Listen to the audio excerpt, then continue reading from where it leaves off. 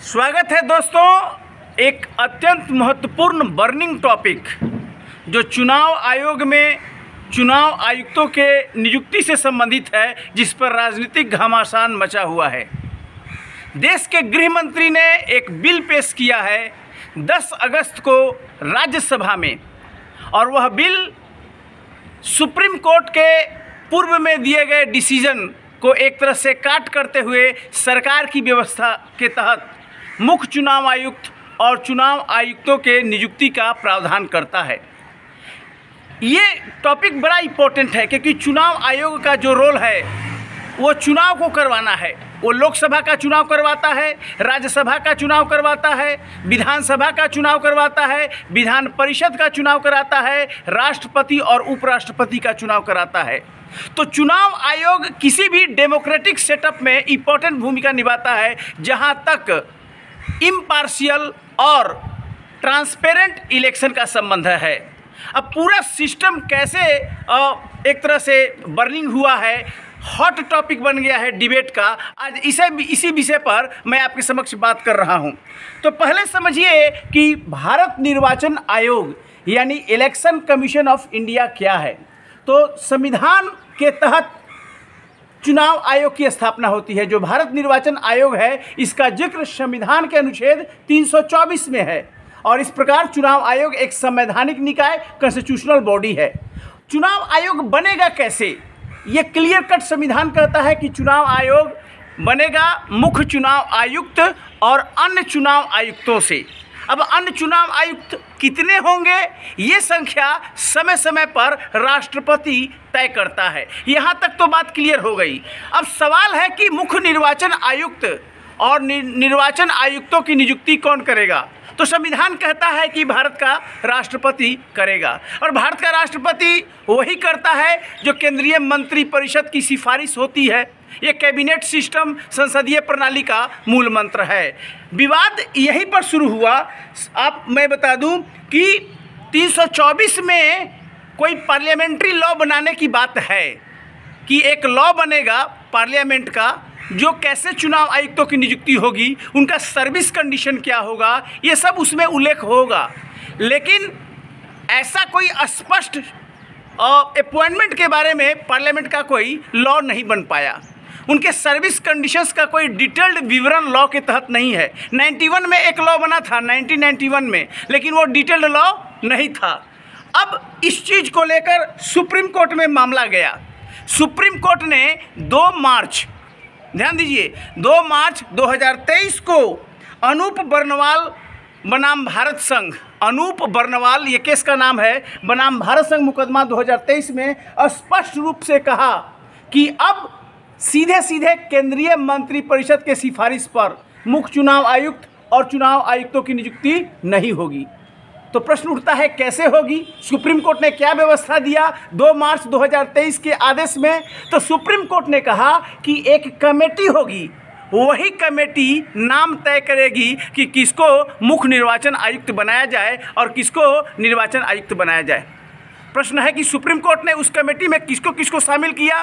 तो supreme court ने उस कमेटी में देश के प्रधानमंत्री और लोकसभा में विपक्ष के नेता, और अगर विपक्ष के नेता मान्यता प्राप्त न हो तो लोकसभा में सबसे बड़ी पार्टी, राजनीतिक पार्टी के नेता, और तीसरा मुख्य न्यायाधीश यानी सुप्रीम कोर्ट के मुख्य न्यायाधीश। 3 सदस्यीय कमेटी के सिफारिश पर चुनाव मुख्य निर्वाचन आयुक्त में आयोग में मुख्य चुनाव आयुक्त और चुनाव आयुक्तों के नियुक्ति के लिए एक कमेटी बना दी। ये तो सुप्रीम कोर्ट का व्यवस्था हो गया। लेकिन सुप्रीम कोर्ट ने एक और बात कहा कि यह व्यवस्था तब तक लागू रहेगा जब तक कि भारत की संसद इस बारे में कोई कानून न बना लेती है। अब चूंकि सुप्रीम कोर्ट का व्यवस्था तो लागू हो गया, 2 मार्च का ही आदेश था, लेकिन जब ये बात सुप्रीम कोर्ट ने आदेश में कह दिया कि व्यवस्था तब तक लागू होगी जब तक कि देश का संसद कोई कानून न बना ले, तो इसी प्रोविज़न को सुप्रीम कोर्ट के उसी ऑर्डर को इन्वोक करते हुए भारत की संसद में यानी राज्यसभा में 10 अगस्त को एक बिल पेश किया गया है। और बिल की जो अहम बातें हैं मैं आपको बता दूं। ये बिल का नाम है मुख्य निर्वाचन आयुक्त और अन्य निर्वाचन आयुक्त, नियुक्ति, सेवा की शर्तें और कार्यावधि विधेयक 2023, इंग्लिश में कहते हैं chief election commissioner and other election commissioner with in bracket appointment terms of service and service conditions bill 2023। ये बिल राज्यसभा में पेश हुआ है 10 अगस्त को, और ये कहता है कि कैसे नियुक्त होगा मुख्य निर्वाचन आयुक्त और अन्य निर्वाचन आयुक्त। तो सबसे पहले कहता है कि एक सर्च कमेटी बनेगा, यानी खोज करने वाली एक कमेटी जिसका नाम है सर्च कमेटी। अब क्वेश्चन है सर्च कमेटी क्या, कौन होगा उसमें? तो सर्च कमेटी में 3 लोग होंगे।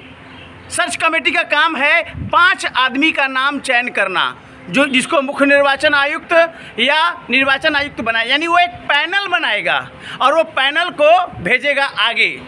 जिस पैनल में से किसी व्यक्ति को मुख्य निर्वाचन आयुक्त या निर्वाचन आयुक्त के रूप में नियुक्त किया जा सकता है। पहला प्रश्न उठता है कि सर्च कमेटी में कौन कौन होगा।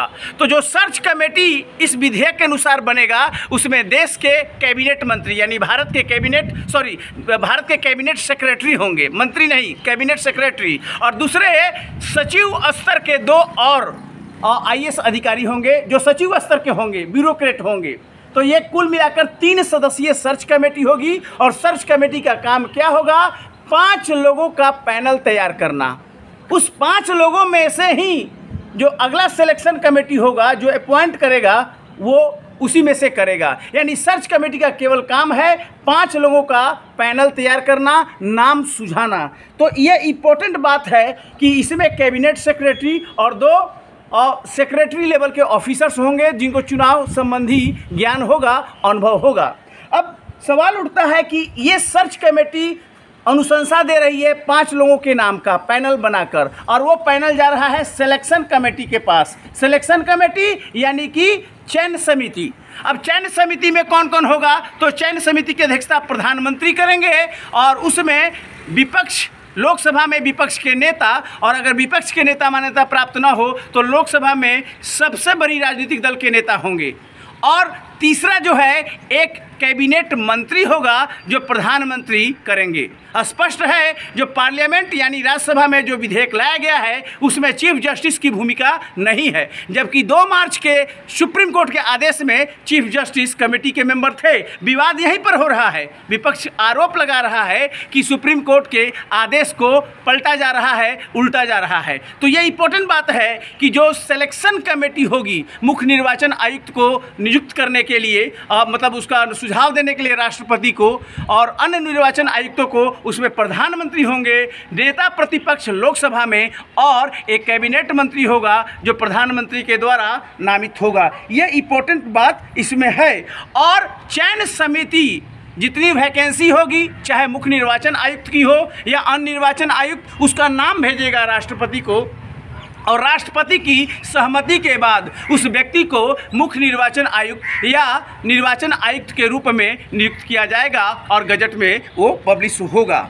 और इस प्रकार 2023 का जो विधेयक पेश किया गया है राज्यसभा में, राज्यसभा से पास होगा, फिर लोकसभा से पास होगा, फिर राष्ट्रपति का मुहर लगेगा, उसके बाद वो एक्ट बन जाएगा, अधिनियम बन जाएगा। जब ये अधिनियम बन जाएगा तो 1991 का जो एक्ट है उसका स्थान लेगा। तो ये बड़ी इंपॉर्टेंट बात एक्ट में कही गई है। इसके अलावा जो 2023 का जो विधेयक राज्यसभा में आया है उसमें कह रहा है कि सबसे बड़ी इंपॉर्टेंट बात है कि जो मुख्य निर्वाचन आयुक्त होगा या अन्य निर्वाचन आयुक्त होगा उसकी हैसियत क्या होगी।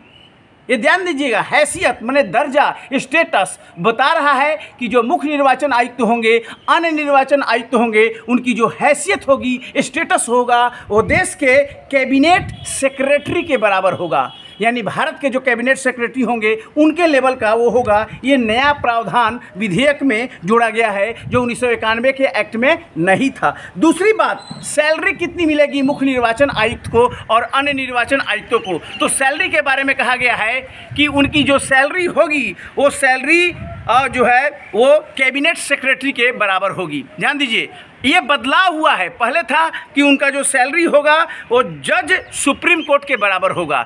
अब कहा गया है कि उनकी जो सैलरी होगी वो सैलरी कैबिनेट सेक्रेटरी के बराबर होगी। यहाँ पर चेंज है, उनका टर्म 65 साल होगा या 6 साल, जो भी पहले घटित हो। ये पुराना वाला ही प्रोविज़न इसमें डाला गया है। और उनका एक बार जब वो रिटायर कर जाएंगे, यानी 65 साल हो जाएगा या 6 साल हो जाएगा, तो उनका रीअपॉइंटमेंट यानी पुनर्नियुक्ति नहीं हो पाएगी। ये भी प्रावधान लाया गया है। और कुछ अन्य प्रावधान भी 2023 के विधेयक में लाए गए हैं। वो विधेयक में कहता है कि मुख्य निर्वाचन आयुक्त को कैसे हटाया जाएगा। ये पुराना वाला ही प्रावधान रख लिया गया है, जैसा कि 1991 में था। यानी मुख्य निर्वाचन आयुक्त को हटाया जाएगा संसद के द्वारा। जिस तरीके से सुप्रीम कोर्ट के एक जज को हटाया जाता है, उसी तरीक़ा से और उसी ग्राउंड पर मुख्य निर्वाचन आयुक्त को संसद के अनुमोदन के पश्चात भारत के राष्ट्रपति द्वारा हटाया जा सकता है। और अन्य निर्वाचन आयुक्तों की कैसे हटाया जाएगा, ये भी पुराने जैसी ही बात है।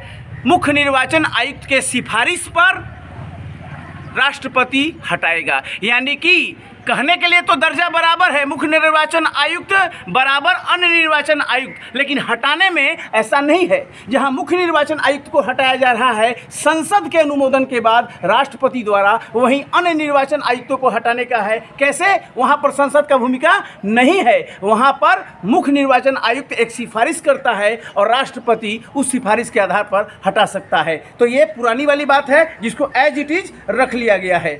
डिसीजन कैसे होगा भारत निर्वाचन आयुक्त में? तो डिसीजन कह रहा है कि सहमति से होगा, यूनेनिमस होगा, यानी कि बहुमत। और अगर सहमति नहीं बन पाती है तो बहुमत से होगा। चूंकि 3 लोग हैं मुख्य निर्वाचन आयुक्त और 2 निर्वाचन आयुक्त, तो 3 लोग हैं तो 2-1 से फैसला होगा। ये इसमें कहा गया है, पुरानी वाली बात है। और रिजाइनेशन कैसे होगा? तो मुख्य निर्वाचन आयुक्त या निर्वाचन आयुक्त जो भी हैं वे राष्ट्रपति को लिखित में पत्र देकर रिजाइन कर सकते हैं। ये भी पुरानी वाली बात है। सबसे अहम बात है एक सर्च कमेटी यानी एक खोज समिति का गठन, जो कैबिनेट सेक्रेटरी और 2 भारत सरकार के सचिव स्तर के लोगों द्वारा बनेगा।